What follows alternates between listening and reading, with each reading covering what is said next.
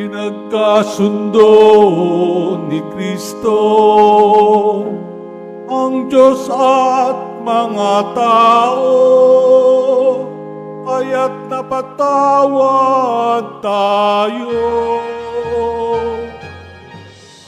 Hallelujah.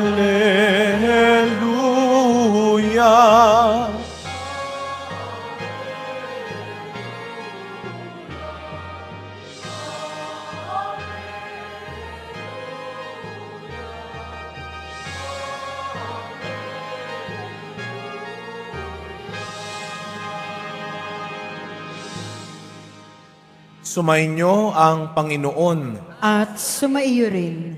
Ang mabuting balita ng Panginoon ayon kay San Marcos. Papuri sa iyo, Panginoon. Noong panahong iyon, umahon si Jesus sa kaburulan kasama ang kanyang mga pinili.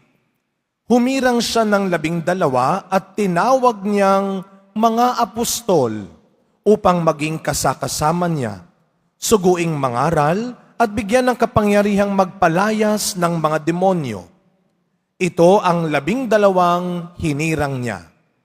Si Simon na tinagurian niya ng Pedro, si Santiago at si Juan na mga anak ni Zebedeo. Sila'y tinagurian niyang Boanerges, na ibig sabihin mapupusok. Sina Andres, Felipe, Bartolome, Mateo, Santiago na anak ni Alfeo at Tadeo, si Simon na makabayan at si Judas Iscariote na siyang nagkanulo sa kanya. Mga kapatid, ang mabuting balita ng Panginoon. Pinupuri ka namin, Panginoong Heso Kristo. Magsiupo ang lahat. Good afternoon po sa inyong lahat. Pakibati muna mga katabi natin, good afternoon. Araw ng Biyernes, mga kapatid, tayo po'y nagkakatipon muli dito upang magbigay ng pasasalamat sa ating pinakamamahal na pong Jesus Nazareno. Bigyan natin siya ng palakpak ng papuri at pasasalamat. Mas malakas sa palakpak para sa Kanya. Thank you. No? Alam mo ninyo, hindi natin masasabi araw-araw kung ano pa ang kaya nating gawin. Last night, kagabi sa aming parokya sa Assumption, sa Malate, nagkaroon kami ng Mass for the Sick at pagpapahid ng langis sa karangalan ni Saint Charbel Makhlouf, isang banal na monghe, a Maronite monk from Lebanon. Siya'y nakilala sa dami ng mga himalang nangyari sa tulong niya, si Saint Charbel. And Mass for the Sick. Alam mo niyo po, mukhang ito ang kailangan ng maraming tao ngayon. Dahil sa panahon na ito, marami nagkakasakit. For sure, pagkatapos ng misa, may magme-message sa akin, Toy, hindi pa maganda ang boses mo. Magpalakas ka pa. Love, Mama. Nanay ko yun. Dahil ilang araw na siyang nag-aalala, hindi pa rin maganda ang boses mo. Siguro marami sa atin dito ay yun ang medyo nakakalimutan din natin. Araw-araw marami tayong biyayang natatanggap. At sino ba naman dapat ang makalimot na magpasalamat sa napakahalagang biyayang ito? Kaya lahat tayo magpapasalamat, Lord, salamat, malakas at malusog ako ngayon. Palakpakan natin ng ating Panginoon sa kalusugang meron tayo ngayon. Sabihin nyo sa katabi ninyo, stay healthy. Stay healthy. Kahit na matanda na itong kasabihan, health is wealth, totoo yun. Amen. Kaya nga kapag nagwi-wish, anong sasabihin ng matatanda? Siguro habang tumatanda, dahil nga malapit na tayong makuha, yun na ang hinihingi natin, di ba? Anong wish mo, Nay? Anong wish mo pa? Wala na. Good health lang. Good health lang. Huwag niyong nilalang lang at hindi mo kinakailangan tumanda muna bago mo ma-realize na totoo nga naman palang kayamanan ng kalusugan. No! Habang bata pa lang, Isaksak nyo na sa kokote yan ng mga bata. Nabaliwala ang napakarami mong pangarap, ang napakaganda mong karir, talino, yaman, pag bumagsak na ang kalusugan mo. Magandang natatakot din tayo eh. May mga kakilala tayo, fit na fit. May pa-gym-gym pa yan. Meron pa yung malupit na sinusunod na diet. Magugulat ka isang araw, paralyzed na. Diba? Stay healthy. At pag sinabi nating healthy, hindi lang katawan, hindi lang isipan. Nung nag-aaral kami sa seminaryo, meron kaming subject, moral theology. Moral theology.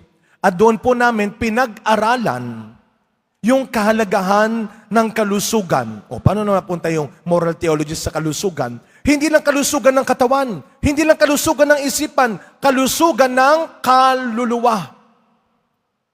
Make your soul healthy.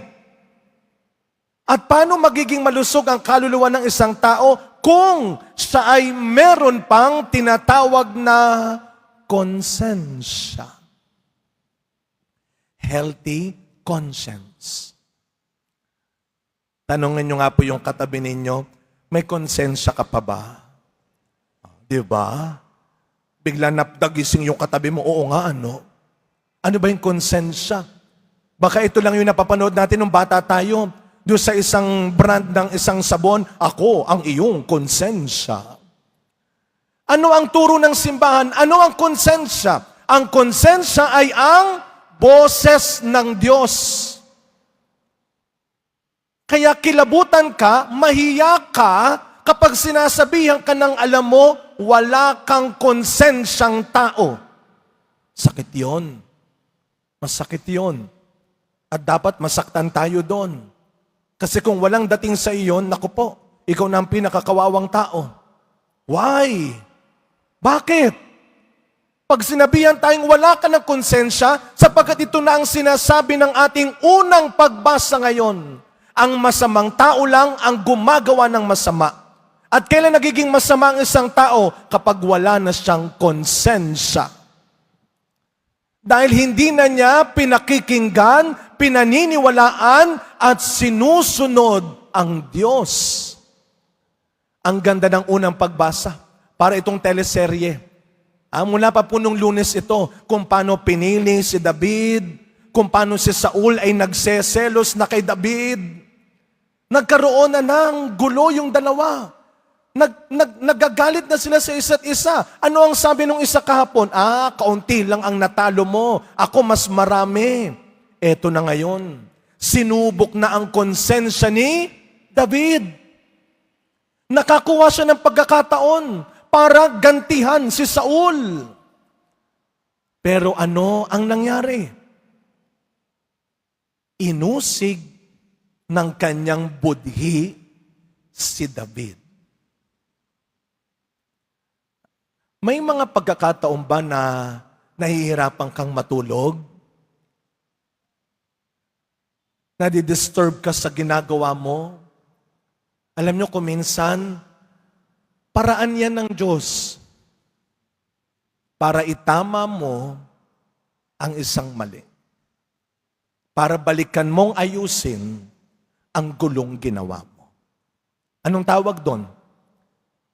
Kinokonsensya ka na. Inuusig ka na ng iyong konsensya. And God is our conscience. Kaya nga ito ang magandang paalala sa ating lahat ngayon. At huwag tayong mag-alala. Hindi lang bata. Tingnan po ninyo ang ating ebanghelyo ngayon. Mula sa maraming alagad, pag sinabing alagad, hindi ito yung mga taong nagdudunong-dunungan, nag-aalam-alaman, naggagaling-galingan. Pag tinawag kang alagad, ibig sabihin, naalala ko dahil yung aking pinakamamahal na advisor nung high school, nag-message sa akin, si Binibining Mercedes Flores. Naalala ko, isa sa mga pinakamamahal kong teacher sa Quirino High School noong ako'y high school. At lagi ko naaalala ang pagiging estudyante. At mga kapatid, mula sa pagiging alagad, pumili si Kristo ng 12 apostol from being a disciple to being an apostle. Mula sa alagad, naging apostol. Ngayon, anong ibig sabihin nun? Hindi dahil naging apostol ka na, hindi ka na pwedeng matuto. Hindi ka na pwedeng lumago at maging mas magaling at mabuti. No, wrong. Habang nabubuhay tayong lahat, mga kapatid, kinakailangan nating palakasin ang ating konsensya. Kailangan pa rin tayong matuto. Kailangan pa rin tayong mahubog. Kaya nga, what is the greatest character of a good disciple, of a good apostle? Humility. Na kahit gaano pa kataas ang marating mo sa buhay, kahit gaano pa kalayo ang marating mo sa buhay, be humble. At huwag kang matakot na maging mas mabuti kaysa kahapon, na maging mas tama kaysa kahapon, na maging mas mabait kaysa kahapon. Kaya mga kapatid, sa pagkapatuloy na misa natin ngayong araw na ito, taglayin natin ang puso ng isang alagad ng Diyos. Siguro, yung hindi napili na maging 12, marami sa kanilang nanatili pa rin. Marami sa kanilang hindi nainggit. Marami sa kanilang hindi nagtampo. Dahil ang mas mahalaga sa kanila ay ang manatili silang kasama ni Kristo kahit hindi sila nailagay at nabigyan ng pwesto. At lagi nating tatandaan ang pangako ni Kristo. Ang nagpapakababa ang siyang itinataas.